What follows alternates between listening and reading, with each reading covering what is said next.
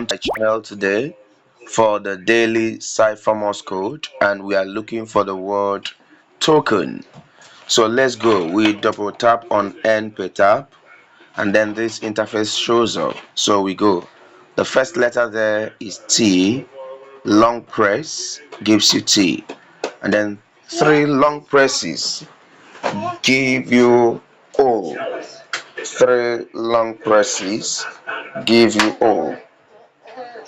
And then for K, 1 long press, 1 short press, and then 1 long press. And then for E, just 1 short press. And then for N, 1 long press, 1 short press, and that gives you token. So we'll claim our prize, and then you can do yours, take your prize, and don't forget subscribe, like, and share this video. Thank you, and see you tomorrow.